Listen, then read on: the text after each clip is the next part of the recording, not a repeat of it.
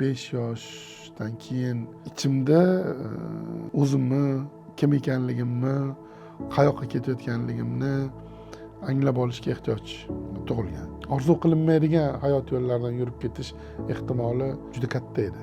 Kimdir hozir o'zini hayotidan, o'zini turgan joyidan qoniqmasa va bunga yechim izlayotgan bo'lsa, o'sha yechim ilm deb o'ylayman. Imkoniyatli o'zini eng yuqori nuqtasida turgan payti unda abadiy hayotga tatiydigan ilmlarni egallashga haris bo'lish kerak deydi, och bo'lish kerak. Iste'dod bilan amalga oshmagan ishlar intizom bilan amalga oshadi. Tez natija beradigandek ko'rinadigan yo'llarga qiziqmaslik kerak. Birovni narsasi o'zingniki bo'lmagan narsadan mutlaq saqlanish. Jamiyat mana shunaqa to'g'ri intiladigan nuqtalar qo'yib bersa, xalq bo'lib ham yoshlar shu tomonga qarab intiladi. Eng yaxshi bo'lmaslik variantlariga rozi bo'lmaslik kerak.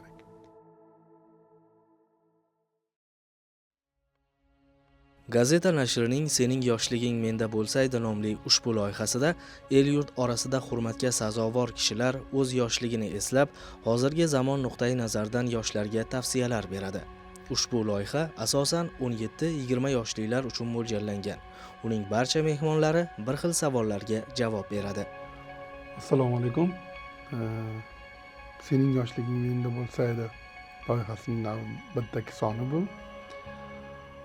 Men Sanjar Nazarman, noshir. 1974-yilda tug'ilganman. Qashqadaryo viloyatida tug'ilganman. Yakkabog' degan tuman bor, Tog'li, Tog'ol tuman, shuni Do'ngqishloq degan qishloqda tug'ilganman. O'rtasidan daryo oqib o'tadigan, juda go'zal bog'lar va tog' adirliklar boshlanish nuqtasi bo'lgan bir qishloq. Bugungi suhbatimizga baribir u yoki bu darajada ta'sir qilib turadi, shuning uchun alohida qayd etib o'tdim. Birinchi savol: yoshlik yillaringizni 3 ta jumlada qanday ta'riflagan bo'lardingiz? Nega aynan shu so'zlar mos keladi deb o'ylaysiz? Abdulla Oripovning bir ta'rifi bor. Bolalikning ko'zlari katta-katta bo'ladi deydi.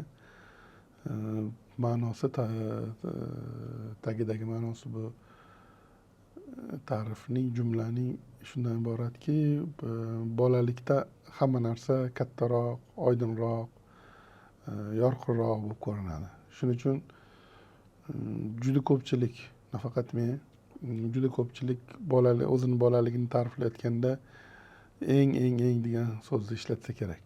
Siz eng samimiy, eng baxtli, eng o'sha yulduzlari ko'p va yorqinroq porlaydigan, eng toza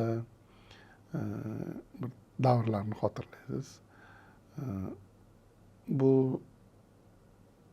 o'z o'tmishni eslaganingizda, bolalikni eslaganingizda ikki xil qarash mumkin. Birinchi qarash bu hozirgi aqlingiz, hozirgi hayot tajribangizdan kelib chiqib o'sha davrni tahlil qilish va ikkinchisi imkon qadar o'sha paytdagi hissiyot, holat, fikrlash tarzingizdan kelib chiqib o'shani bir qayta rekonstruksiya qilish, tiklab chiqish bo'ladi. Ko'pincha ikkalasi bir-biridan farq qilib qoladi-da. Misol uchun agar tahlil qilaman desangiz, 80-yillarning boshidagi bolalik, 70-yil o'zimni anglab bir anglagan davrim 80-yillarning boshiga to'g'ri kelgan bo'lsa, u bolalik balki maqtanadigan ko'p narsa bo'lmagandir. Lekin ayni paytda o'sha paytda yashaganlaringiz, o'sha paytda kechirgan hissiyotlaringizdan kelib chiqsangiz, u paytdan yaxshiroq davr bo'lmagan. Tabiiy odam qo'msaydi. O'zi bir psixoanalitik bor, Rank degan. Shu odam bitta nazariyani oldinga suradi. U aytadiki, tug'ilish insonni ruhiyatidagi eng katta jarohatdir deydi. Odam tug'ilganda mutlaq komfortdan mutlaq diskomfortga, komfortni teskari ko'rinishiga duch keladi. O'sha homila odam o'zini birinchi paydo bo'lib yashagan davrlarni mutlaq komfortda, ham harorat jihatdan, ham oziq jihatdan, ham himoyalanganlik jihatdan, yorug'lik, boshqa mutlaq xullas hamma jihatdan eng yoqimli davrda yashaydi va tug'ilishi bilanoq shulardan mahrum bo'ladi deydi. Va shuni natijasida butun umr odam qo'msab o'tadi o'sha mutlaq komfortni deydi va teskarisini ayovsiz nuqtasiga yetganda, ya'ni deylik misol juda qattiq sovuqqa duch kelganda odam embrion holatiga kirib oladi deydi.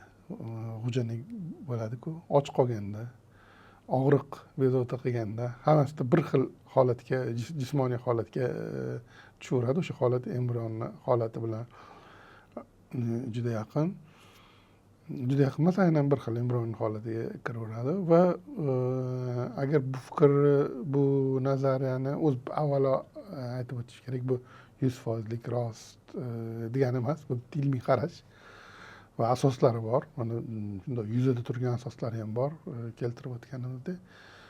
Shuni rivojlantiradigan bo'lsangiz, bolalik baribir o'sha komfort muhitga ko'proq mansubroqda, yaqinroq. Birinchidan o'sha embrionlik holatingizga ham yaqinroq, ikkinchidan hali siz himoya ostidasiz, hali sizga boshingizga yeyishingizni, ichishingizni, kiyishingizni va yoki ertangi kuningizni rejalashingizni ham hattoki kimdir qilib beradi tashqaridan va eng a'losini qilib berishga harakat qilishadi odatda. Shu ma'noda bolalik istisno holatlarni albatta inkor etmaymiz. Bolalik juda ko'pchilik uchun eng baxtli davr bo'lib qoladi. Eng degan so'z bilan birinchi ta'rif bo'lsa, ikkinchisi bu men o'zimga judayam kitob bilan bog'liq. Bolaligim o'sha kitobdan, mutolaadan olingan eng yorqin taassurotlar o'sha bolalikda o'qilgan kitoblardan qolgan. Eng yaxshi kitoblar keyin o'qilgan bo'lishi mumkin, lekin eng yorqin taassurotlar baribir juda sodda kitoblar bo'lgan bo'lishi mumkin, lekin birinchi o'qilgan kitoblardan qolgan. Hatto ba'zilarini eslab hozir nimaga o'qiganman, o'qish kerakmidi buni, o'zi aslida deymiz, o'zi biz bolaligimizga xos, misol uchun Vasyok Turbachov va uning o'rtoqlari degan kitob bo'lgan. Oldin ham eslaganman bu kitobni. O'sha cheksiz zavq bergan, mazza qilib o'qiganmiz, o'zimiz uchun ideallar topganmiz, ideallar yaratganmiz, ichidan vatanparvarlik, o'sha paytda oldinga suriladigan yaxshi odamni ko'p belgilari mujassam bo'lgan kitob pionerlar hayoti haqida va o'sha nemislar bostirib kirganda Ikkinchi jahon urushi paytida ular qanaqa qilib vatanni himoya qilganligi haqida qisqacha nimasi. Shunaqa, bu menda o'ta shaxsiy, birinchisi umumiy bo'lsa, hamma ko'pchilikka xos bo'lishi ehtimoli yuqori bo'lsa, ikkinchisi shu kitob bilan o'tgan va kitob degan ta'rif so'z mos tushgan bo'lardi. Va uchinchisi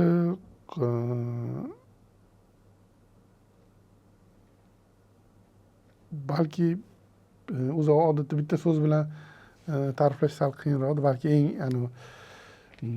rost degan so'zga mos tushardi deb o'ylayman. Misol uchun hamma narsa o'sha paytda rost edi, qo'shimcha tag ma'nolari yo'q edi, yuzida nima ko'ringan bo'lsa shunaqa edi. Munosabatlar ham, odamlar ham, hayot tarzi ham shunaqa edi. Hozirgi bolalarda ham, hozirgi bolalik ham shunaqa, bu hozirgi bolalarda ham shunaqa deb umid qilaman, o'ylayman. Ikkinchi savol, yoshligingizni nimaga sarflagansiz? Hozirda yoshlar bu davrani nimaga sarflashi kerak deb hisoblaysiz?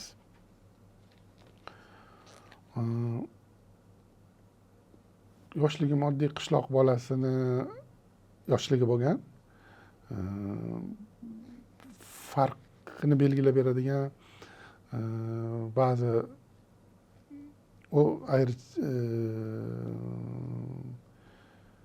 boshqalardan farq qilib turadigan ba'zi jihatlari, man 4 qizdan keyin tug'ilganman. Bu degani jismoniy mehnatga juda erta jalb etilganman. Misol uchun o'sha payt qor ko'p yog'ardi, tom kurash degan nima bo'lardi, ish bo'lardi, qishda tomlar kuralardi.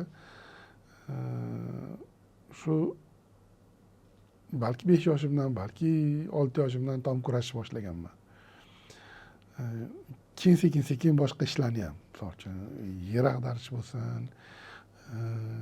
pichan yig'ish, pichan g'amlash bo'lsin, boshqa bo'lsin, hammasini baribir opalarim ham yordam berishgan. Opalarimni qo'lidan olib bog'laganman. Shuning uchun mehnat va bo'yab bejab o'tirishga hojat yo'q. Mashaqqatli mehnat bo'lgan. Mashaqqatli mehnat bilan va o'qish bilan. Bizni oilamizda o'qishga alohida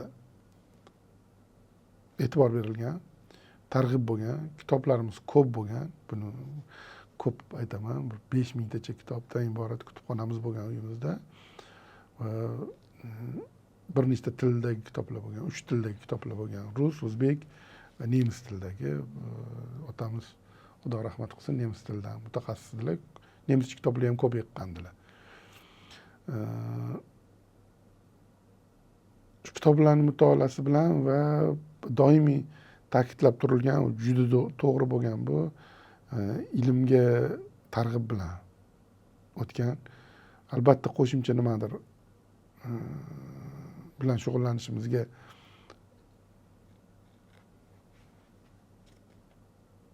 uyda nima qilinardi, yo'naltirilardi.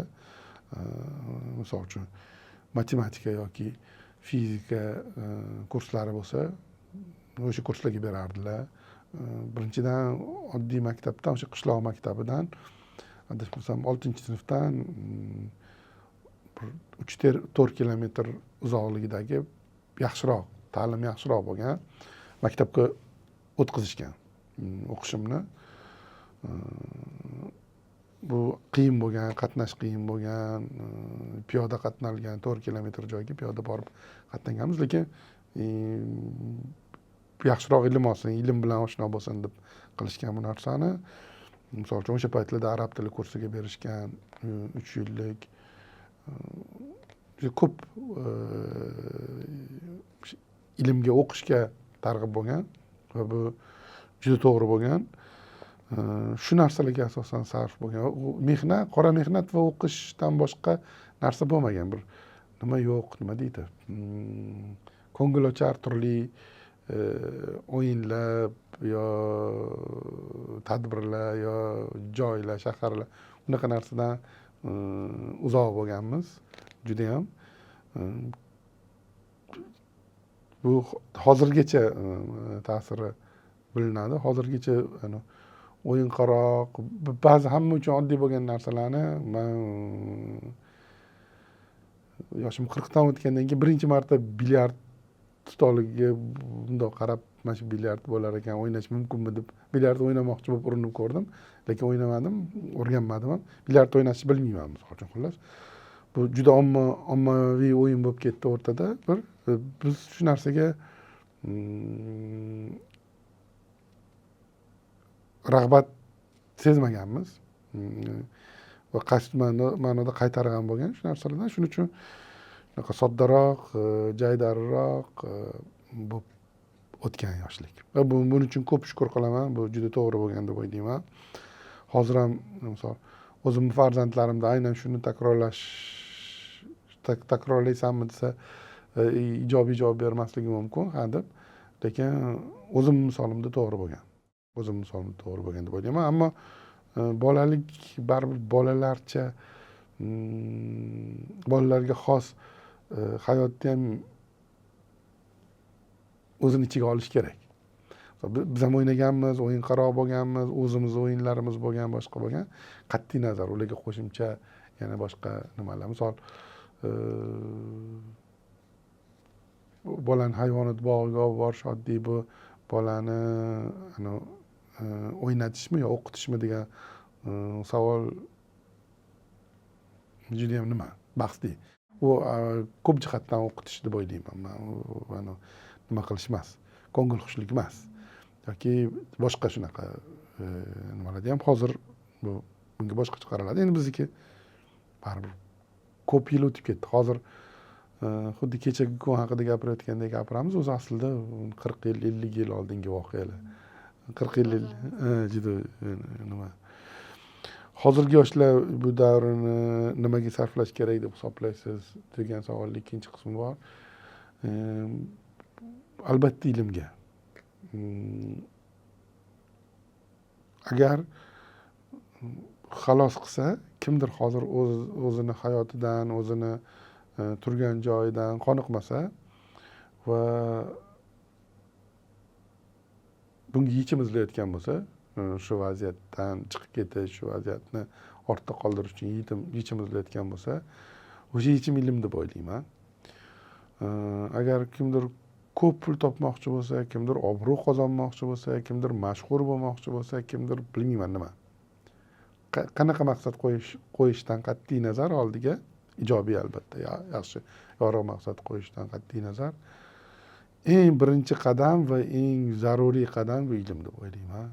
Kitob o'qish kerak, ilm egallash kerak va asosan vaqtni shu bilan o'tkazish kerak. Bolaligida 10 yil yoki 5 yil, mayli 5 yil bo'lsa, chekilgan mashaqqat keyingi butun umr davomida o'zini mevasini berib turadi. Buni yoshlar anglab yetish kerak va bu juda g'animat davr. Keyin har tomonlama imkoniyat cheklanish boshlaydi. Masalan, men maktab davrlarida 3 takrordan matnlarni yod olish qobiliyatim bor edi. Ko'p she'r bilardim. Ba'zi kitoblarni deyarli butunlay yod olgandim. Misol, Abdulla Orifning Yillar armoni degan kitobini deyarli yod olgan edim. Orzu fuqarosi degan kitob Muhammad Solih ko'p qismini yod olgan edim. Usmon Azimni ko'p qismini yod olgan. Shularni qanaqa yod olasan deb so'rasa, rus tilida, misol Yevgeniy Onegin dastonni deyarli hammasini yod olgan edim. Hozirgacha esimda. Misol Tatyana Onegin Tatyanaga yozgan xatlari hozirgacha bu yodimdan chiqib ketmadi. Bu juda katta imkoniyat bo'lgan va juda katta isrof bo'lgan. O'sha payt she'rlarni qanaqa yod olardim? Birinchi nima qilib ketsam, alohida o'qib yodlab o'tirmasdim. Bir marta o'qigan she'rimni, 2-3 marta o'qigan she'rimni sekin yurganimda xayolimda tiklab olardim. Ya'ni bu balki genga bog'liqdir, balki o'sha tarbiyaga erta kitob mutolaasini boshlaganimga bog'liqdir. Xotira juda yaxshi bo'lgan. Lekin hozir afsusdan ham o'sha payt zarur keyinchalik ham foyda beradigan va keyin ham haqiqiy hayotda ham foyda beradigan kitoblarni yodlaganimda edi deyman. Misol, juda oson hofiz Qur'on bo'lishim mumkin edi. Qori bo'la olishim mumkin edi deb o'ylayman. Davr shunaqa davr bo'lgan, u narsaga rag'bat bo'lmagan hech kimda, nima yo'naltirilmagan ham, yo'naltiruvchilar ham bo'lmagan, ustozlar ham bo'lmagan, shu natijasi deb o'ylayman. Va mana shu imkoniyat ko'pchilikda bo'ladi. Bolalikda xotira yaxshiroq bo'ladi. Keyinchalik 30 ta o'zim uchun sinab ko'rganman. Bitta matnni 30 marta, 33 marta takroridan yod oladigan bo'lgandim. Misol 30 yoshlarimda taxminan 30 yosh atrofida shu takror qilsam, 30 marta takror qilsam bitta matnni yod olardim. Hozir kelib 100 marta takror qilsangiz ham yod olmaydigan, ya'ni imkoniyatlar sekin pasayib boraveradi. Imkoniyatlar o'zini pikida eng yuqori nuqtasida turgan paytda undan foydalanib qolish kerak. To'g'ri narsalarni va butun hayotga tatiydigan va abadiy hayotga tatiydigan ilmlarni egallashga haris bo'lish kerak deydi, och bo'lish kerak, harakat qilish kerak. Yoshlar shu imkoniyatni o'zida mavjudligini esdan chiqarmasligi kerak. Yoshligingizdagi qaysi qadriyatlaringiz haligacha siz bilan qolgan? U qadriyatga qanday kelgansiz? Bu yoshligimdagi qadriyatlar hammasi oila tomonidan singdirilgan. Ziyoli oila, ziyoli sulola bo'lgan oilamiz. Ko'p shukr buning uchun. Tozalik deganda keng ma'noda tozalik. Misol uchun yolg'on gapirmaslik, qo'pol so'zlarni ishlatmaslik kabi odatlar bo'lardi. Oilaviy odatlarimiz bo'lardi. Misol uchun hozir bemalol istalgan davrada ishlatish mumkin bo'lgan qo'polroq bitta so'zni, misol taxminan bir 8-9 yoshimgacha qo'llasam nutqimda og'zimni 40 marta chaydirishardi. Shuni har gal ishlatib qo'yganimizda bu so'kinish so'zlar emas, yomon so'zlar emas, so'kinish so'z uchun mutlaq tayoq yerdik. Yomonroq so'z, misol uchun sen yaxshi odam emassan, iflossan deb qo'ysak, opalarimga qarab yo ukalarim birontasiga qarab 40 marta og'zi chaydirishardi. Bu narsa hozirgacha baribir o'zini ta'sirini yo'qotmagan deb o'ylayman. Keyin albatta buzadi, keyin nutqingiz ham buziladi va ma'lum bir vaziyatlarda hozir umuman yomon so'zlardan foydalanmas ekan degan tasavvur qolishi kerak emas. Albatta foydalanasiz, albatta ishlatasiz. Buning uchun ko'p afsus. Keyinchalik o'sha nimalar saqlanib qolmagan va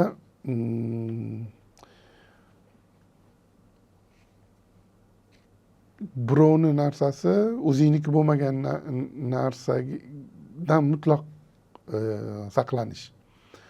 Bu ham oilaviy singdirilgan. O'sha paytlarda endi kolxoz bo'lardi. Bir eslayman, o'rik dovcha bo'lgan paytda dovcha terib kelganman. Bu kolxoz bog'idan dovcha terib kelgan. Bu juda oddiy, hamma qiladigan ish edi. Dasturxonda turgan bo'lgan dovcha, otamiz rahmatli, Alloh rahmat qilsin, kelib qarab, bu bizni bog' dovchasi emas, qayoqdan oldilaring buni deganlar. Keyin men g'urur bilan men olib keldim deb, men endi o'zimcha shu bir ne'mat olib keldim, ro'zg'orga hissam qo'shildi deb o'ylagan bo'lsam kerak. Keyin hammasini yig'dirib olganlar, etagimga soldirganlar, erinmasdan. O'sha paytda kolxoz ishlariga qaraydigan brigadir bo'ladi. Brigadir uyiga olib borganlar. Xullas shuning uchun jazolaganlar. Bir 3-4 soatlarini erinmasdan sarflab jazolaganlar. Keyin bu butun umrga albatta qaysidir ma'noda o'zini formalarini o'zgartirib, shakllarini o'zgartirib, butun umrga hamroh bo'lib qoldi deb o'ylayman. Hozir ham birovni haqqidan xuddi o'tdan qo'rqqanday qo'rqish bor. Buning uchun Xudoga ham ko'p shukr qilamiz va o'zimizga tarbiya bergan ota-onamizga ham agar shu yaxshilik bo'lsa, shu yaxshilikdan bir yana yaxshilik paydo bo'layotgan bo'lsa, ajr savoblari yetib turishini so'ragan bo'lardim. Chunki ular tarbiyalagan, ular nima qilgan bo'layman. Keyin bu bolalarcha tasavvur, katta bo'lganda yo'qotib qo'ydim shu narsani. Va bu narsa ham singdirilardi. Har bitta yolg'on oshkor bo'ladigan davr bo'ladi. Misol uchun bir suhbatda yosh bolalar bo'lganmiz. Hozirgacha xotiramda qolgandan bu qanaqa nima bergani, travma bergani tushuniladi. Velosiped haqida gaplashgan. Bolalar velosipedi. Mani velosipedim bo'lmagan. Lekin o'sha paytda hammani velosipedi bo'lgan paytda sizda bo'lmasligini aytishingiz, bu o'zingizni kamsitilgandek his qilib qolish bo'lib, yolg'on ishlatib yuborganman. Meniki ham bor deb. keyin balki yillar davomidadir, bilmayman, balki oylar davomida shuni vahimasi, shuni qo'rqinchi bilan yashaganman. Qachondir bu narsa oshkor bo'ladi. Ya'ni o'sha oradan ko'p vaqt o'tib, ertaga indin emas, ular kelib qolishda emas, man uyimga mehmon bo'lib kelganda emas, haqiqiy hayotda, deylik, qiyomatda bu narsa oshkor bo'ladi. Ular yo'qligini bilishadi. O'shanda man sharmanda bo'laman. Bu nima bo'ldi endi? Qanaqa yomon vaziyat deb siqilib yashardik va shu narsaga ishonch har bitta gap so'z ertaga ayon bo'ladigan vaqt bor, sinov bor, hayot bor degan ishonch oiladan singdirilgan va bu hozirgacha tirik baribir ichimda. Buning uchun ham ko'p shukr aytaman, ko'p rahmat aytaman. Bu ham qaniydi ko'pchiligimiz ichimizda bo'lsa deb o'ylayman. O'zi har bitta qoqqan kiprigimiz uchun, har bitta nafasimiz uchun ertaga javob berish bor, hisob kitob bor.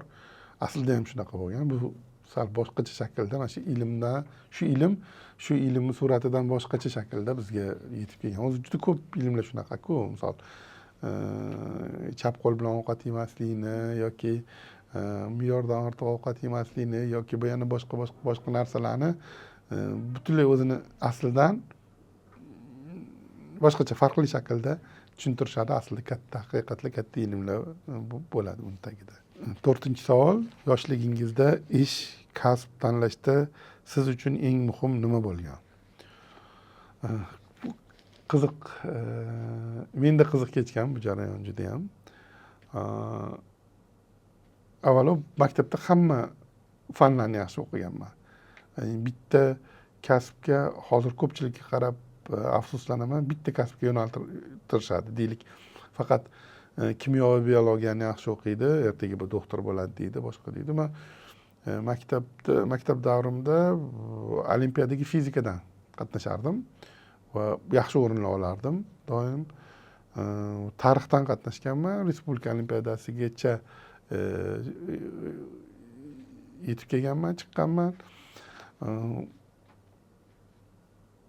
Ya'ni hamma fanlar yaxshi o'qilgan, kasblar bir nechta variantlar bo'lardi. Onam rahmatli xohlardilar doktor bo'lishimni, shifokor bo'lishimni. Lekin o'sha payt bolalik tasavvurlari ekanda, o'sha bu ham mana tug'ilgan joyizni nimasiga bog'liq bo'lsa kerak. Men oq xalatda yurishdan uyalardim. Shu erkak kishiga yarashmasa kerak deb o'ylardim. Hozir mutlaqo unaqa o'ylamayman. Juda ham ahmoqona qarash. O'sha paytdagi tasavvurda endi.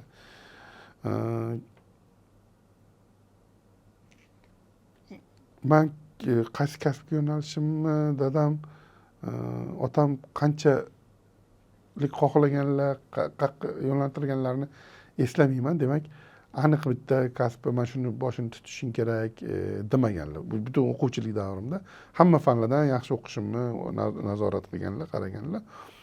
Va men o'zimda doim orzu bo'lardi, ustuvor bo'lish, jinoyatlarni ochish, ya'ni o'sha yurist tomonga qarab ketadi. Lekin sudya bo'lish, advokat bo'lish, prokuror bo'lish unaqa hayolimda ham bo'lmagan. Jinoyatlarni ochish bu o'qigan kitoblarimizga, ko'rgan filmlarimizga bog'liq bo'lgan narsa va bitta kasbga bolalikdan muttasil tayyorlanib kelmagan ekanmiz ham demak deyman. Bevosita tanlash kerak bo'lganda Toshkent davlat universiteti bo'lgan o'sha paytlar, hozirgi Milliy universitet, shuni filologiya fakultetiga, o'zbek filologiyasi fakultetiga kirganman. O'qish tanlash kerak bo'lganda otam tavsiya qilganlar. Balki filologiyaga kirarsan, kitob o'qishni yaxshi ko'rasan, ko'p kitob o'qigansan deb. Keyin o'qituvchi bo'lamanmi deganman. O'zlari o'qituvchi bo'lganlar. Otam o'qituvchi bo'lganlar. Yo'q, o'qituvchi bo'lmaysan, ilm qilsang bo'ladi deganlar. Ilm o'rgansang bo'ladi. Buni tagida mamliq ilmlar bor deb tushuntirganlar. Keyin demak ilm qilar ekanman deb o'sha filologiyani tanlab filologiyaga harakat qilib kirganman. Adabiyotshunoslik qiziq bo'lgan, hozirgacha qiziq. Rostdan ham juda ham to'g'ri tanlov bo'lgan. Hech qachon afsuslanmaganman. Shu filologiya yo'nalishini, adabiyot yo'nalishini tanlaganimda teskari, keyin uzoqlashib ketganim uchun afsuslangan paytlarim ko'p bo'lgan. Noshirlik baribir faqat tadbirkorlik emas, faqat ishlab chiqarish emas, bu yoqda ilm ham bor, adabiyot ham bor, san'at ham bor. O'zim doim ko'p takrorlab yurishni yaxshi ko'raman. Bir nechta kasblarni kesishgan nuqtasida paydo bo'lgan noshirlik deb. Shu kitob shakl shamoili ko'zga yoqadigan bo'lishi uchun, odamga zavq beradigan darajada bo'lishi uchun san'at bilan ham oshno bo'lishingiz kerak. Tasviriy san'at bilan va hokazo boshqa san'at turlari bilan. Uni tagida o'zini ilmi bor, qaysi kitobni tanlashdan tortib, kitob o'ziga xos bo'lgan ilmi ham bor. Sanoat ham bor va tadbirkorlik ham bor. Shunaqa. Lekin shunaqa bo'lsa ham, misol kitob chiqarish orzu qilinadigan soha bo'lgan taqdirda ham ichimda bitta afsus yashaydi. Siz adabiyotdan, ilmdan ketganimda yaxshiroq bo'lardi. Hatto ilk kitoblarga muharrirlik qilayotganimda ham otam rozi bo'lmaganlar. Ilmda yur deganlar. Birinchi marta unda Yangi asr avlodi nashriyotida ishlardim. 96 Mumtoz Faylasov degan kitob chiqazganmiz. O'sha 96 Mumtoz Faylasov kitobini ustida ishlab, taassurotlarim bilan o'rtoqlashib, otam bilan gaplashib, tahrir qilib, keyin nashrga tayyorlab chiqazganimizda qo'llariga olganlarida aytganlar. Men roziman mana shu kasbni, bu yo'nalishdan ketishingga ham roziman. Shu paytgacha faqat ilm yo'lidan ketsangina, mendan uzoqda Toshkentda qolib, mendan uzoqda yashashingga arziydi, to'g'ri bo'ladi. Aks holda o'zini oqlamaydi. Hayotni sarflash uchun arzimaydigan sohalar deb o'ylardim. Hozir qarasam, bu ham yaxshi ish ekan. Keyinchalik boshqa kitoblar chiqardik. O'zim alohida nashriyot ochib yuritishni boshladim. Keyinchalik bu narsadan faxrlandilar, ko'p maqtadilar, ko'p roziliklarini aytdilar. Lekin baribir agar yana qayta tanlang deb tanlov berilsa, ilmdan ketsin degan bo'lardilar va o'zim ham hozirgacha ilmdan ketganimda, ilm yo'lidan ketganimda yaxshiroq bo'lardi deb o'ylayman. Balki kambag'alroq yashagan bo'lardim. Balki muvaffaqiyatga erishmagan bo'lardim, nimadir bo'lardi. Lekin ana to'la o'zingizdan qoniqish hosil bo'lgan bo'lardi deb o'ylayman. Yoshim yana ham kattalashgandan keyin ilmda hamma yaxshiliklar mujassam ekanligiga yana ham iqror bo'ldim. Adabiyot bo'lish shart emas. Ilm yaxshi yomoni, baland pasti bo'lmaydi. Lekin misol hayotni bemalol bag'ishlab, sarflab, hatto qaysidir ma'noda qurbon qilib, zarracha afsuslanmaydigan ilmlar bor.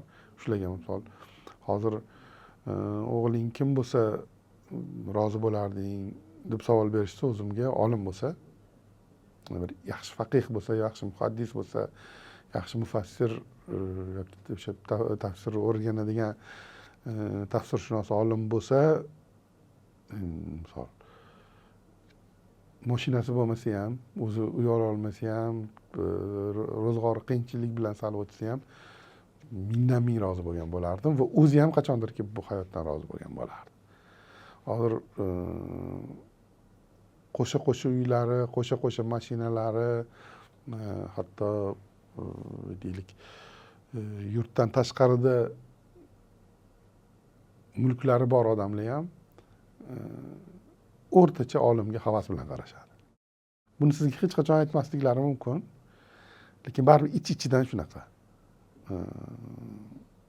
Chunki nimaga bunaqa bo'lmasin, agar ilm sizni mavjudligingizni, nimaga yashayotganingizni, hayotingizni nimaga sarf qilsangiz to'g'riroq bo'lishini ko'rsatib beradigan bitta vosita bo'lsa, odamni odam ekanligini qanchalik odamiyroq odam ekanligini o'sha o'lchash ilmni zimmasida bo'lsa, albatta bu hamma orzu qiladigan ish deb o'ylayman. Agar odam o'sha o'zini anglab yetmagan bo'lsa, albatta pulni tanlaydi, qo'sha mashinalarni tanlaydi deb o'ylayman.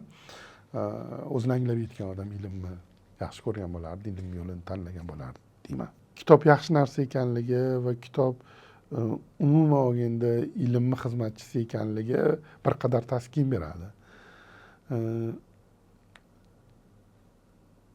Baribir ilm odami bo'lish va qaysidir ma'noda ilm hammoli bo'lish farqli narsa. Noshirchilik bir aytgandim, bu xuddi hammollikka o'xshaydi. Sizni yukingizni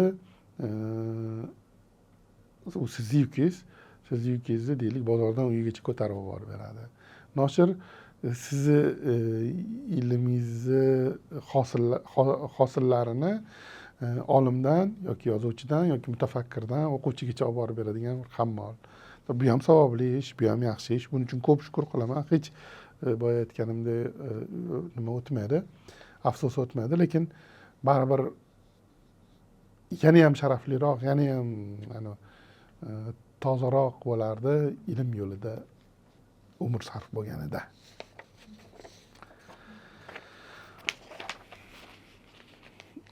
Beshinchi savol. Yoshlikda hayot tarzingiz, sog'lom ovqatlanish, to'g'ri kun tartibi, me'yordagi uyqu va boshqalar qanday oqibatlarga olib kelgan deb o'ylaysiz? Shu yerda muammo bor. Sog'lom uyqu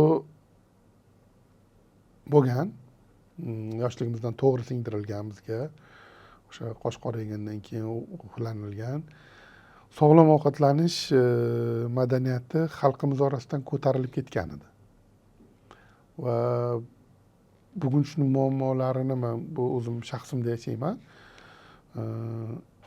Misol hozirgacha aytamiz,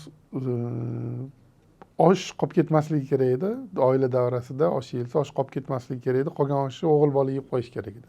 Sen o'g'il bolasan, yeb qo'y, hech nima qilmaydi. Yoki yeganingiz uchun sizni alohida maqtashardi va maqtalish uchun siz men qoldirmasligim kerak ekan deb qo'yardingiz. Buning natijasida hozirgacha aniq me'yorni bilmasligi bor. Keragidan ko'p ovqatlanish bor va buni oqibati o'laroq ortiqcha vazn bor. Men doim shu bilan kurashib kelaman. Boshqa sabablari ham bor albatta. Sportda ishlavorganmiz, bolalikdan ortiqcha vazn bilan yashaganmiz boshqa. Lekin shu o'zim tengilarining aksariyatida bu muammo bor. Va bu muammo shaxsiy muammosi ham emas. Bu mana shu qaysi mamlakatda, qaysi millatda ovqatlanish kulti, dasturxon kulti bo'lsa, o'sha millat ocharchilikni boshidan o'tkazgan bo'ladi. Bizda mana shu dasturxon ovqatlanish kulti bor. Chet elliklar bilan solishtirsangiz, biz dasturxonga borimizni to'kamiz. O'zi yeyiladigan va yeyilmaydigan narsalarni ham dasturxonga qo'yamiz. Bu ruhiy aynishni bitta kichkina turi o'zimda ham bor, qo'shnimda ham, hammamizda borligi uchun buni bemalol aytaman. Aslida faqat yeydigan ovqatingiz, faqat yeydigan narsangiz qo'yilishi kerak, tortilishi kerak. Yo'q, biz uni marosimga aylantiraveramiz. Bu to'g'ri emas va shuni oqibatida bizda ovqatlanish ham to'g'ri bo'lmagan. Hozir men tengilarning davrasida asosiy suhbat qanday qilib to'g'ri ovqatlanish va qanaqa qilib vaznni to'g'ri holatga keltirish, sog'lomlashish bo'ladi. Bundan 10 yil oldin shuni teskarisi edi. Kim, qayerda, qaysi tansiq, noyob taomni yegani haqida gaplashardi. Yoki qanaqa qilib nimani shirinroq qilib pishirish haqida ovqat haqida gapirilardi. Hozir ovqatni inkor qilish haqida gapiriladi. To'g'ri yashalsa bu umuman kun tartibiga, mavzuga olib chiqilmaydigan bo'ladi. Shu muammo bor va bugungi yoshlarda shu muammo bo'lmasligini albatta xohlagan bo'lardik. Bir oldin o'zimiz ham o'qiganmiz, lekin amali bo'lmagan bu narsani yashash uchun yeyish kerak. Ya'ni siz tik turib harakatlanishingiz uchun yetarli miqdorda yesangiz kifoya. Yeyish uchun yashab qolmaslik kerak deb shunaqa narsa. Bizda teskariroq bo'lgan, chunki ochlik davridan keyingi avlodmiz va afsuski 90-yillarning o'rtasida yana bir marta ochlik ko'rildi. Hali bu narsa bizning jamiyatda, o'zbek jamiyatida tuzalib ketishi biroz qiyinroq hisoblanadi. Kun tartibi misol masalasida ham o'rnak bo'la olmayman, lekin tartib juda ham muhim deb o'ylayman. O'zi intizom juda ham muhim. Intizom bilan iste'dod bilan amalga oshmagan ishlar intizom bilan amalga oshadi. Misol qo'lidan bitta ishni chiroyli qilib bajarish kelmagan odam intizom bilan harakat qilsa, o'sha ishni chiroyli qilib qila oladi. Katta ehtimol. Lekin chiroyli qilib bajara olish qo'ldan keladigan odam intizomsiz bo'lsa doimo natijaga erisha olmaydi. 6-savol, yoshligingizda qanchalik mehnatkash bo'lgansiz? O'zingizni mehnatkash qilib tarbiyalashda qaysi usullar yordam bergan? Yoshligimda juda mehnatkash bo'lganman.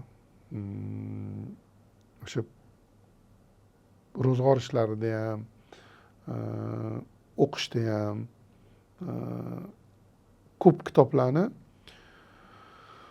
sentyabrda bizga tarqatib berishardi, darsliklarni sentyabrda o'qib qo'yardim. Misol uchun zoologiya degan fanlar o'tilayotganda o'sha hayvonlarning hayoti hozirgacha o'sha Milliy geografiya kanallarida tabiat, hayvonot bilan bog'liq ko'rsatuvlar bo'lsa zavq beradi menga. Bu menga xosmi yoki umuman hammaga xosmi aniq bilmayman, lekin shu kitoblarni o'qib qo'yardim. Tarix, adabiyot, geografiya, zoologiya kitoblarini o'sha birinchi olgan oyimda o'qib qo'yardim va yuqori sinf davrimda 2-3 soat dars qilish doimiy odat edi. Biz paytimizda bitta Italiya filmi qo'yilardi. Haligacha shu filmni oxirigacha ko'rmadim. Juda qiziq bo'lardi. O'sha dars tayyorlayotgan paytga to'g'ri kelib qolardi. Italiya mafiyasi haqida. Komissar Katanis degan qahramoni bo'lardi. Film nomini eslolmadim. Xullas, men bola tasavvurim uchun juda katta jasorat bo'lardi. O'sha film boshlanayotganda uni ko'rmasdan dars tayyorlash uchun chiqib ketish. Ba'zida ko'rib qolardim, nimadir sababli bo'lib, juda qiziq edi. O'g'il bola uchun qoni qaynab turgan, o'sha bo'lib ham boya aytdim, o'sha komissarlarni hayotini orzu qilgan, kelajakda shunaqa odam bo'laman deb orzu qilib yurgan bola uchun qiziq bo'lardi. Shulardan voz kechib o'qiy olardim. Jismoniy mehnat ham otamiz juda yaxshi ko'rardilar. Hamma narsa o'zini maksimumiga yaqin bo'lishini. Perfeksionizm deyishadi hozir bu narsani. Maksimalizm, perfeksionizm deyishadi. Ariq qazib qo'ysangiz bo'ldi, suv taralavuradi deylik ekinga. Lekin albatta dadam rahmatli, otam rahmatli chiroyli qilib qazdirardilar. Tekis, chiroyli, tartibli bo'lish kerak derdilar. Hozir bizning nashriyotimiz Akadem nashri kitoblarini ko'p boshqa kitoblardan farqlab turadigan narsa chiroyliligi, eng mayda detallarigacha to'g'ri qilinganligi, risoladagidek qilinganligi. Bu narsa o'sha paytlardan bizga meros bo'lib qolgan. O'sha qaysidir ma'noda kitobni chetida ariqchasi bo'ladi, ochilib yopiladigan. Shu biz ariqcha deymiz o'zimiz. Shu sal qiyshiq turgan bo'lsa, ko'zga cho'p tushgandek azob beradi. Bo'lmasa O'zbekiston kitob bozorining 80% shunaqa kitoblardan iborat. Hozir ahvol yaxshilanyapti, sal oldinroq shunaqa edi. Shuning uchun o'sha natijasi engga yaqin, maksimumga yaqin mehnat qilish nima deydi, odat bo'lgan, oilada tarbiya topganim uchun mehnatkash bo'lganman va bu o'sha oilani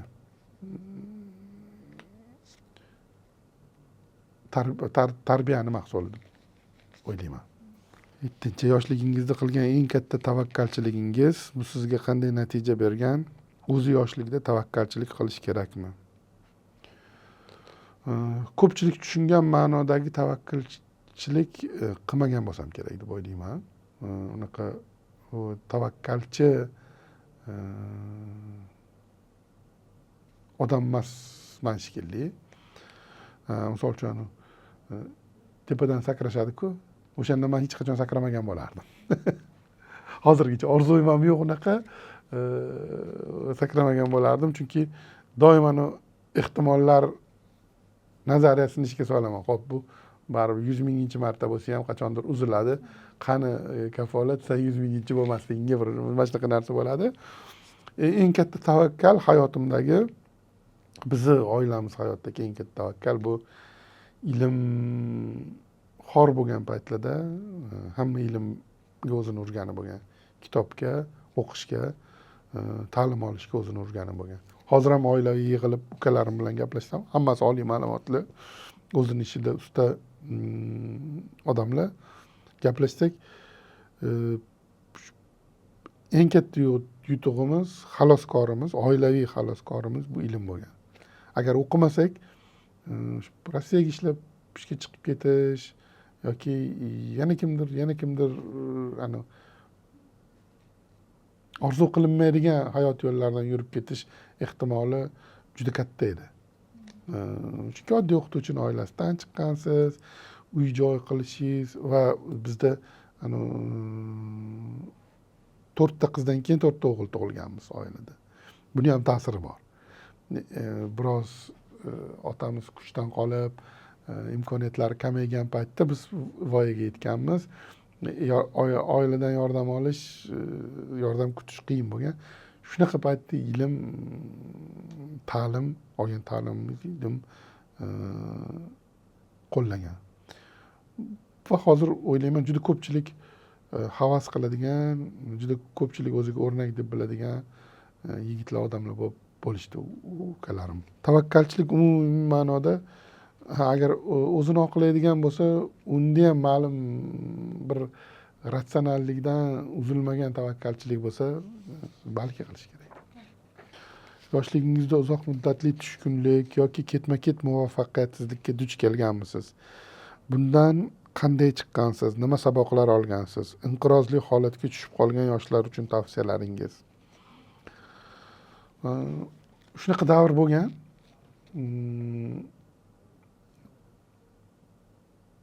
Tushkun kayfiyat bilan yashaganman. Lekin o ketma-ket muvaffaqiyatsizliklar ga misol yo'q men hayotimda. Unaqa bo'lmagan, ketma-ket. Lekin tushkunlik bu hozir ham ko'pchilikda kuzataman, nimasiz, ba'zida asossiz zam tushkunlik bo'ladi. Menda ham bo'lgan shu kitob o'qilishini natijasida deb o'ylayman. Odam o'zini nimasini topolmay qoladi. Joyini, o'rnini topolmay qoladi. O'zini kimligini aniqlay olmay qoladi. Va bu odamga juda katta iztirob beradi. 25 yoshdan keyin bo'lgan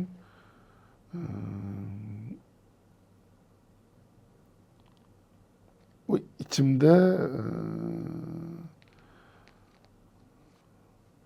o'zimni, kim ekanligimni, qayoqqa ketayotganligimni anglab olishga ehtiyoj tug'ilgan. Hozir ko'pchilik depressiya deydi, o'zini hayotdan norozi boshqa. Va shu paytda yaxshi ustoz uchragan hayot yo'limda. Va shu paytda ko'proq musulmonga o'xshab yashashni boshlaganman. Va shu narsa meni xalos qilgan deb o'ylayman. Hozir juda nima ko'rinadi ko'zimga. g'arib ko'rinadi, juda notabiiy ko'rinadi depressiyada yurgan odam. Agar Xudoni tanisang, agar yordam so'raydigan, sig'inadigan ning bo'lsa, sen tushkun kayfiyatda yurishing kerak emas, depressiyada yurishing kerak emas deb o'ylayman. Ruhiy tarbiyani o'rni mana shu joylarda, ahamiyati shu joylarda juda ham bilinadi. Bugungi yoshlarga ham shuni tavsiya qilaman. Albatta makonga, zamonga bog'liq bo'lmagan, moddiyatga bog'liq bo'lmagan ilmlarga, xususan o'sha e'tiqodga e'tiborli bo'lish kerak. Bu eng asosiy xaloskor bo'ladi baxtli yashash uchun. Saodatga, tom ma'nodagi saodatga erishish yagona yo'li desam ham bo'ladi. Shuni tavsiya qilgan bo'lardim. Tanqidni qanday qabul qilasiz? Yoshligingizda tanqid sizni ranjitganmi yoki o'stirgan? Men tanqidga ta'sirchanman. Ya'ni birov tanqid qilsa, hech nima bo'lmagandek bez bo'lib davom ettirib ketmayman ishimni, hayotimni. Albatta o'sha o'ylab ko'raman, nimaga bunaqa dedi, nima sabab bo'ldi deb. Ya'ni tanqidga ta'sirchan odamman, lekin bundan ranjib qolish yo'q. Balki bu o'sha o'zim shaxsimga ortiqcha urg'u bermasligim bilan bog'liqdir.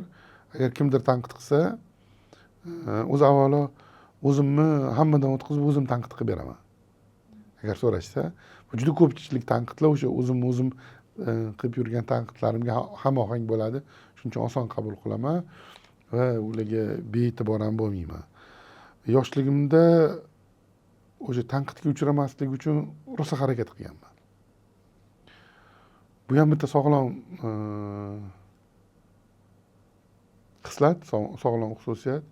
Odamlarda rivojlanishini ham xohlardim. O'zimda shunaqa bo'lganligi uchun.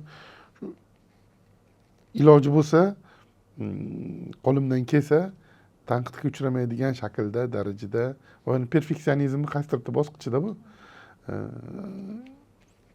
ishlashga harakat qilganman, faoliyat yuritishga. Xo'p, mukammallikka intilish insonni o'stiradimi yoki cheklaydimi? Bu borada yoshlar qanday yo'l tutishi kerak? Mukammallikka intilish odamni faqat va faqat o'stiradi. Odamzod, har bitta odam eng yaxshi odam bo'lishga harakat qilaverish kerak. Eng yaxshi bo'lmaslik variantlariga rozi bo'lmaslik kerak. Misol uchun, mana bu joyda bu ham bo'laveradi, men buni qilib turibman-ku, bu ham bo'laveradi deb. Chunki o'zi mukammallikni o'zi chegarasi yo'q. Va agar qaysidir bitta mukammallik uchun qo'yilgan plankadan buyog'iga rozi bo'lib qolsangiz, bu qanchalik past bo'ladi? Uni tasavvur qilish oson-ku. Shuning uchun hech qachon to'xtamaslik kerak. Yoshlar uchun ham xuddi shunaqa. Jismoniy bo'lsin, o'zini jismoniy imkoniyatlarini ustida ishlab bo'lsin, aqliy bo'lsin, o'sha ruhiy, ma'naviy bo'lsin, albatta ishlash kerak deb o'ylayman. Albatta ustida shug'ullanish kerak va o'zini yanada yaxshilab boraverish kerak. Qancha mukammal odam bo'lsa, shuncha ko'p qurbat hosil qilgan odam bo'ladi. Allohga shuncha yaqinroq odam bo'ladi. Qancha yaqin bo'lsa, shuncha yaxshi emasmi? Yoshligingizda pul bilan munosabatlaringiz qanday edi? Hozirgi davrda yoshlar pulni to'g'ri boshqarish uchun nimalarga e'tibor qaratish kerak? Xo'p, shu yerda mening muammom bor. Yoshligimdan pul bilan munosabat to'g'ri bo'lmagan, hozirgacha to'g'ri emas. Bu ma'noda ham tanqidga uchraganman. Rostdan pulni his qilmaydigan odamlar bo'ladi-ku. Shular toifasidanman men. Bu isrof chegarasiga borib qolishingiz mumkin. Ya'ni to'g'ri munosabat shakllanmagan, shu ilm shakllanmagan meni ichimda, shu sezgilar rivojlanmagan. Hozirgacha shunaqa o'tib ketyapman. Bu juda muhim deb o'ylayman. Buni bitta misoli oddiy, Shu uyda, oilada, bolaligimizda do'konga chiqib nimadir xarid qilib kelish buyurilsa menga, shuni kimgadir o'tkazardim albatta. Borib sen qilib ketardim. Uni o'rniga og'irroq ish qilishga ham rozi bo'lardim. Misol, do'konga chiqib kelish 10 minut, borib yurib chiqib keladi, mazza qilib, nechta odam bilan ko'rishadi. Lekin shu munosabatlarni yoqtirmaganman hech qachon. Hozir ham ba'zi bir katta loyihalarni pulli qismini yoqtirmayman.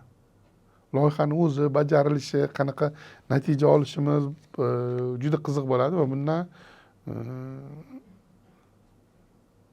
ko'pincha yutqizib qo'ygan vaziyatlarimiz ham bo'ladi va shuning uchun Akadem nashrga e'tibor bersangiz, Akadem nashrlari asarlari, chop etilgan asarlar ro'yxatida sotilmaydigan kitoblar bor. Muhim kitoblar, dunyo badiiy tafakkurini mutlaq durdonalari, lekin yaxshi sotilmaydi.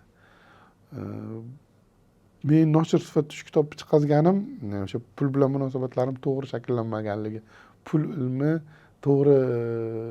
ilmi yo'qligidan deb bilaman mana shu. Bu illat emasligiga, bu kamchilik emasligiga o'zimni ishontirib ham olganman. To'g'risi, bu fazilatim deb o'zimni ishontirib olganman. Lekin baribir obyektiv qarasangiz, bu to'g'ri emas. Bolalarga o'rgatish kerak deb o'ylayman. Qanaqa to'g'ri xarj qilishni, qayerda, qachon, xullas nimani o'rgatish kerak deb o'ylayman. Qaysi yosh yoki bosqichni oila qurish uchun yaxshi davr deb o'ylaysiz? Yigitlar va qizlar uchun alohida javob bo'lishi muhim.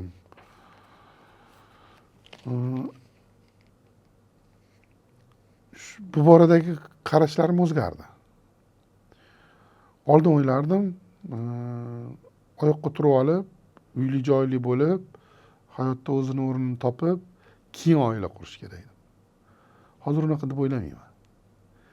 Hozir qancha erta, misol uchun 18 yoshdan ruxsat bormi? 19 yoshmi, 20 yoshmi?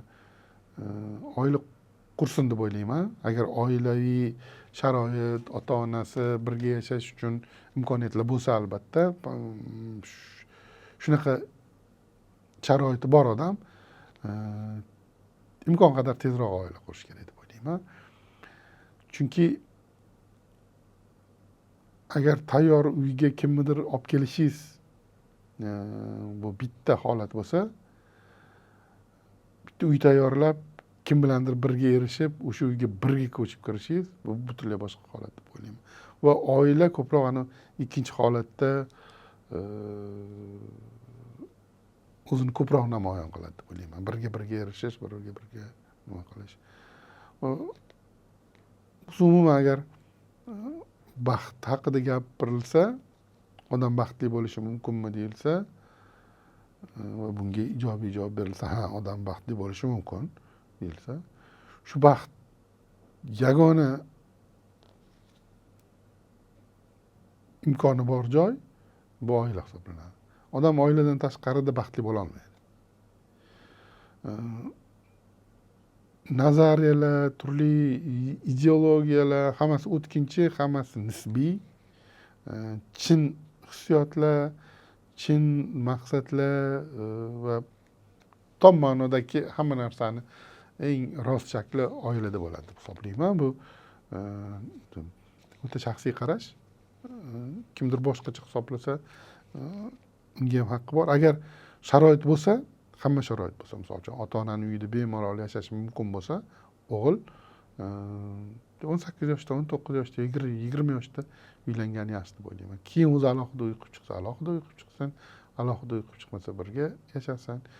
Shunda mustahkam bo'ladi, shunda hali juda ko'p narsani birga yashab o'tadi deb o'ylayman va juda ko'p noto'g'ri qarorlardan, noto'g'ri tajribalardan saqlanib qoladi deb o'ylayman. Bu yaqin bir 5-6 yildan beri shunaqa o'ylashni boshladim. Oldin mana ko'pchilik qatori yo'q, o'g'il bola 25 dan ochgan bo'lishi kerak, uyi bo'lsin, joyi bo'lsin, hamma narsasini yo'lga qo'ygan bo'lsin, keyin uylansin degan fikrim bo'lardi. Aniq nima turtki bo'lganini bilmayman. Kuzatuvlar bo'lsa kerak deb o'ylayman. Chunki ko'pchilik to'g'risi menga atrofimda ko'radigan oilaviy munosabatlar doim ham yoqavermaydi.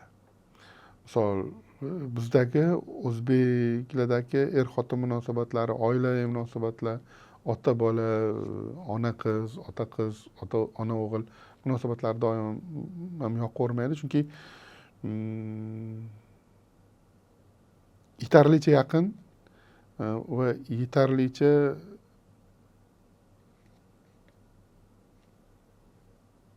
bir-biriga ehtiyojini sezadigan emas deb o'ylayman. Ajrashish shuning uchun ko'p bo'lib ketdi. O'zini farzandidan voz kechish va boshqa turli illatlar shuning uchun bo'lib ketdi deb o'ylayman. Bu juda muhim misol. Bu jamiyatda odamlarni o'sha zehniyatida boshqarilishi kerak bo'lgan va o'zi boshqariladigan va boshqarilishi kerak bo'lgan xususiyatlardan bittasi oila institutini saqlash, mustahkamlash va o'sha asl ko'rinishiga, ideal ko'rinishiga yaqinlashtirish kerak. Bu jamiyatni mustahkamligi uchun juda ham ahamiyatli.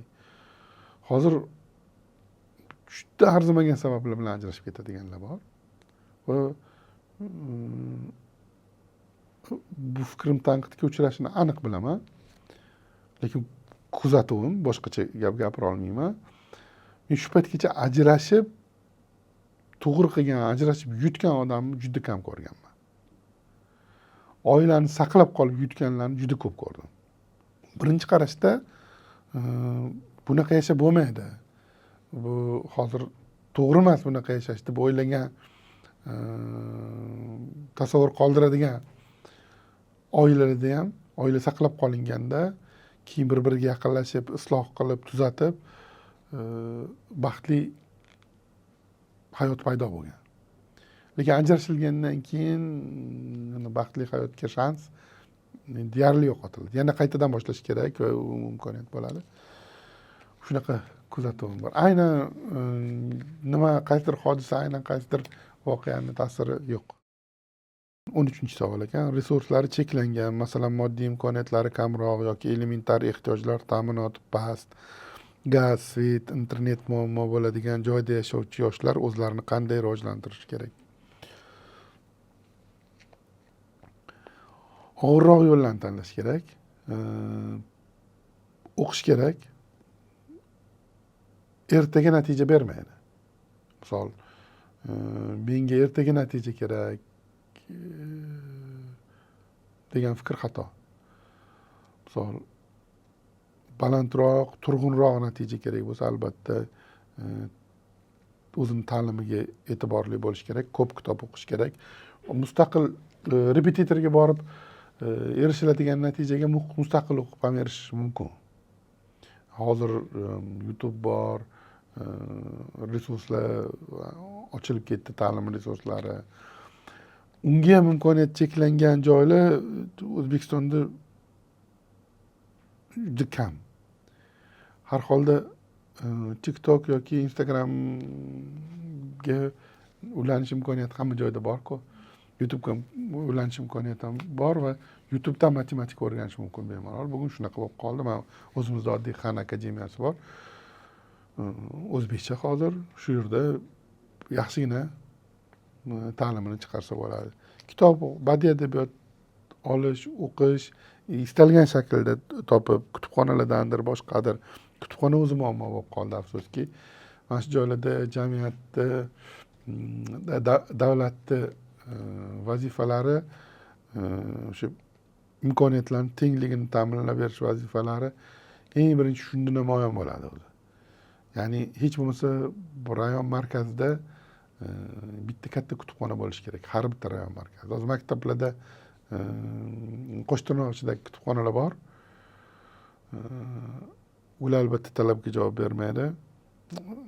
Bu biz endi idealni aytyapmiz. Agar bu sharoitlar yo'q bo'lsa, agar bola kitob topa olmasa, majbur eng oson yo'lni tanlaydi. Eng oson yo'li nima? Avtobusga o'tirib, agar yo'lda avtobus eson-omon yetib borsa, o'sha yaqin mamlakatga maosh ko'proq to'laydigan mamlakatga yetib borish va yarim qullik sharoitida juda elementar va juda ahamiyatsiz bo'lgan moddiy afzalliklarga, yaxshiliklarga erishish. Misol, bitta mashina olish bilan, bitta Damas olish bilan ro'zg'or butlanib qolmaydi. Lekin bitta mashina olish uchun yillab umrini, afsuski, qora mehnatda aybi yo'q. O'zi avvalo borib ishlayotgan odamlarni aybi yo'q. Bu yerda ko'proq o'sha jamiyatda iqtidorni ko'proq savolga tutish kerak. U imkoniyat berish kerak va oson imkoniyatlarni berish kerak. Eng oson imkoniyatlardan bittasi o'sha hamma joyda kutubxonalar bo'lish va 100 mingta bolaning ichidan 100tasi emas, 10tasi yo men ilm orqali chiqib ketaman bu vaziyatdan deb fikrlasa, bu juda katta natija va shunaqa fikrlaydigan odam uchun imkoniyat bo'lishi kerak. Uning uchun rayon hech bo'lmasa rayon markazida bo'lsa, qaniydi misol o'zi piyoda borib kela oladigan joyda kutubxona bo'lishi kerak. Hech bo'lmaganda o'sha talabini 30% ga bo'lsa ham qondiradigan kutubxona bo'lishi kerak. Deylik, dunyoning oxirgi nanotexnologiya bo'yicha yoki gen injenerligi, gen muhandisligi bo'yicha eng oxirgi yutuqlar yoritib berilgan kitob bo'lmas. O'sha ham bo'lsin deb talab qilmasmiz. Lekin har holda nanotexnologiya nima, gen muhandisligi nima degan savolga ozroq javob berib ketadigan kitoblar yig'ilgan kutubxona bo'lishi kerak deb o'ylayman. Badiiy adabiyot ham shu darajada hech bo'lmasa o'sha klassika, mumtoz, shu paytgacha tarjima qilib ulgurilgan yangi tarjimalar emas, yangi misol badiiy tafakkur, yangi ufqlarini ko'rsatib berayotgan, ochib berayotgan asarlar emas. O'sha eski Balzak bo'lsin, Maupassant bo'lsin, Chexov bo'lsin, Dostoyevskiy bo'lsin, shular asarlari jamlangan kutubxona eng kamida bo'lishi kerak deb o'ylayman. O'z qiziqishlari va maqsadlarini aniqlab olmagan, ammo buni xohlaydigan yoshlar uchun tavsiyalaringiz.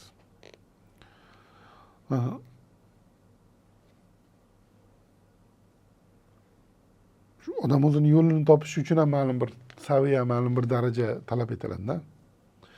O'zini qiziqishlari va maqsadlarini aniqlab olish uchun ham mehnat qilish kerak. Deylik, 10-15 ta kitob o'qigandan keyin sekin maqsad paydo bo'ladi. Va keyin sekin o'zini anglay boshlagandan keyin o'zini qiziqishlarini, tom ma'nodagi qiziqishlarini tushunib yetishni boshlaydi. Shuning uchun baribir o'zini ustida ishlash kerak. Yaxshiroq bo'lishga, o'sha ma'nan ilm olib, ta'lim orqali yaxshiroq bo'lishga harakat qilish kerak. Baribir deb o'ylayman. Men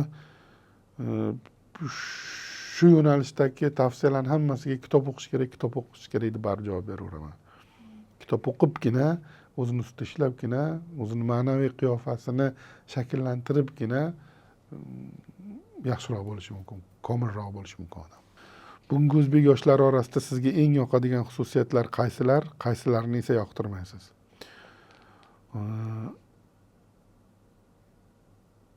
Bugun til o'rganayotgan yoki o'sha hozir SIT deydi, u faqat til emas, matematika ham bor ichida, o'qiyotgan, turli ta'lim yo'nalishlarida o'qiyotgan yoshlar ko'p. Qachongiga nisbatan ko'p desangiz, 5 yil oldingiga nisbatan keskin ko'p. Sezilarli darajada ko'p va bu juda quvonarli holat. Misol, oxirgi paytlar qoidasiz aralash yakka kurash deyishadi. MMA degan sport turi bor. Shunga qiziqish misol bolalarda paydo bo'ldi. Chunki o'sha orqali kimlardir sotsial lift sifatida ishlatdi. Hech kim tanimaydigan kimdir 2-3ta jang qilib pul topdi, mashina topdi, boshqa qildi va bolalar ommaviy tarzda shu tomonga ketishni boshlaydi deb o'ylayman. Yoki mana futbol bo'yicha jahon chempionatiga chiqdik. futbolga o'zini uradi ko'pchilik. Shaxmat bo'yicha chempion bo'ldik.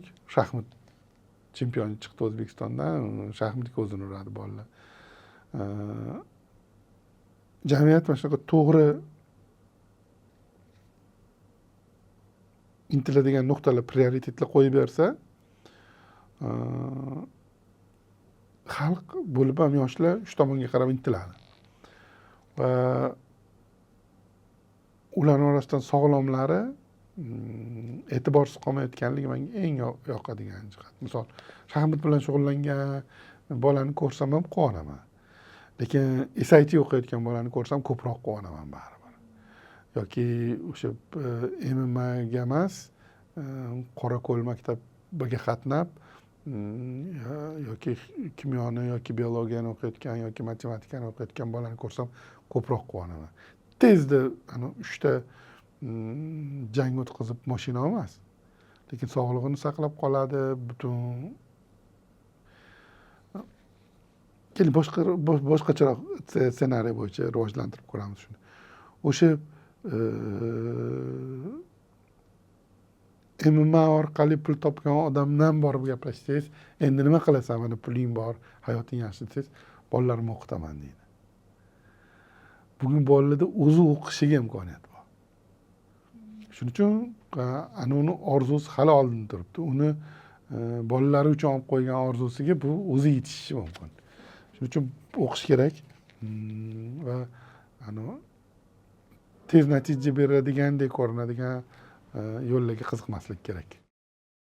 Yoqtirmaydigan jihatlarim butun dunyoda bo'lganidek arzon dofaminga o'tirib qolish bor.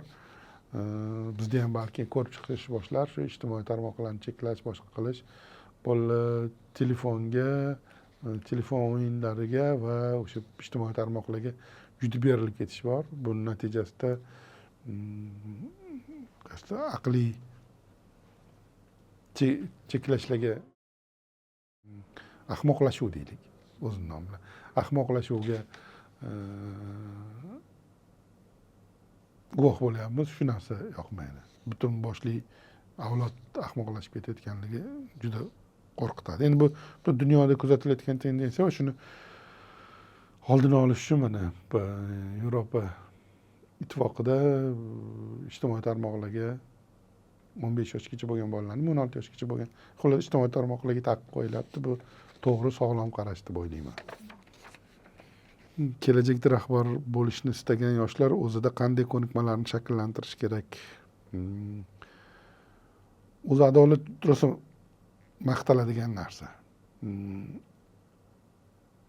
Adolat bo'lib ham o'sha rahbar, amir odam adolati ibodatdan ko'ra afzalroq deb qaraladi.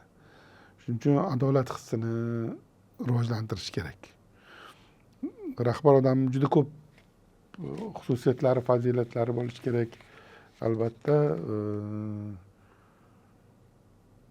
lekin birinchi navbatda organi bo'lmaydigan, keyinchalik shakllantirib bo'lmaydigan xususiyatlar bor. O'sha birovni qarshingdagi odamni, sen bilan hamkorlikda ishlayotgan odamni his qila olish, uni o'zingga teng ko'ra olish. Bizda rahbar bo'ldingmi, bo'ldi, qolgan hamma bir pog'ona sendan pastroq degan tushuncha paydo bo'ladi.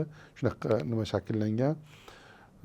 Shu narsalarni balo, bir saraton o'smasi deb qarash kerak va tagidan paydo bo'lmasdan iloji bo'lsa kuydirib kesib tashlash kerak deb o'ylayman. Oddiy bitta odam, vazifador bitta odam, boshqalarga nisbatan sal ko'proq vazifa zimmasiga tushib qolgan deb qarash kerak rahbar odam o'zini. Dunyoda shunaqa, bizda bunaqa emas. Bizda ham shunaqa bo'lish kerak sekin-sekin va men o'zim rahbar sifatida, o'zimni korxonamni rahbar sifatida shunaqa bo'lishga harakat qilaman. Istalgan xodim bilan o'tirib, samimiy gaplashib, distansiya saqlamasdan, subordinatsiyaga ham putur yetkazmasdan do'st bo'lish mumkin deb o'ylayman. Shunaqa bo'lish kerak deb o'ylayman. Bu empatiya desangiz to'g'ri bo'lmaydi. Birovni his qila olish, birovni dardini his qila olish va adolat hissi eng muhim. Shu hislarni shakllantirish kerak deb o'ylayman. Yoshligingizda 17-savol. Yoshligingizda hayotingizga ta'sir qilgan 3 ta kitob qanday ta'siri bo'lgan?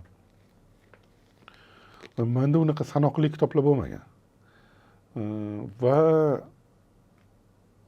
yomon gumonim borki, qaysidir kitobdan keyin nimadir butunlay o'zgarib qolmaydi.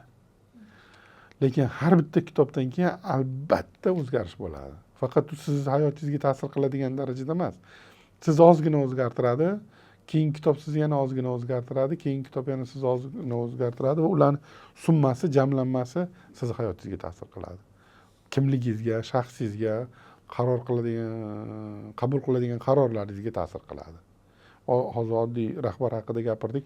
Odam birovni his qila olishi uchun ham, adolat hissi ichida bo'lishi uchun ham baribir ko'p kitob o'qigan bo'lish kerak va bu bitta kitob bilan lop etib paydo bo'lib qoladigan narsa emas. Ko'p kitoblar o'qish natijasida izchil kuzatsangizgina balki chetdan kimdir kuzatib sezish mumkin bu ta'sirlarni, lekin odam o'zi sezish qiyin. Umuman shunaqa kitob odamlar tomonidan yaratilgan ilohiy kitoblar emas, bor deb o'ylamayman. Misol, o'zimga juda kuchli ta'sir qilgan kitoblar bo'lgan. O'sha o'quvchilik davrlarida o'qiganman. Frans Kafkani Jazo koloniyasida degan asarini yoki shu muallifi Evrilish degan asarini juda ta'sir qilgan. Gabriel Garcia Marquezning Oshkora qotillik qissasi degan asari, adashmasam Sharq Ildizi jurnalida bo'lib bosilgan. Shu asar ham juda ham kuchli ta'sir qilgan. Uzoq vaqt nimasida ta'sirida yurganman va qaysidir qarashlaringizni korrektirovka qilib olishga yordam bergan. Lekin baribir bitta asar natijasida lop etib o'zgarib qolish shu qiyinroq deb o'ylayman. O'zi oldindan aytib kelinadigan gap bor.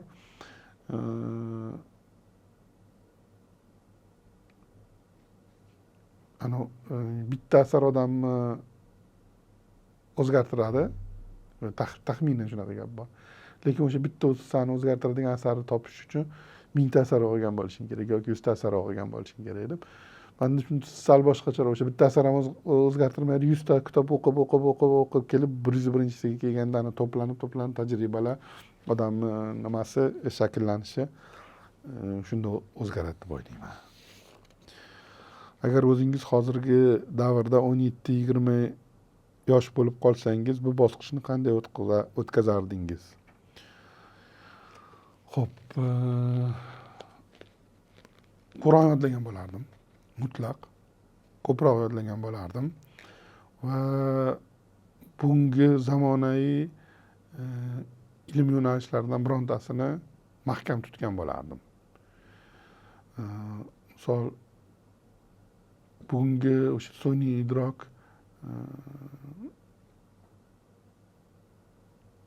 butun hayotda o'zgartirib yuborish da'vosi bilan chiqayotgan yo'nalish bo'ladigan bo'lsa, sun'iy idrok bo'yicha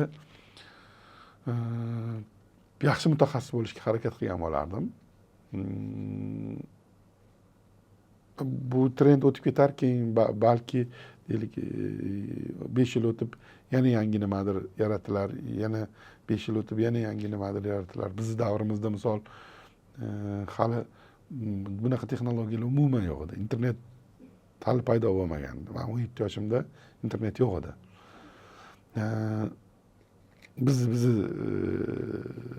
Men o'zimning hayotimda yo'q edi. Umuman bizning mamlakatimizda ham yo'q edi.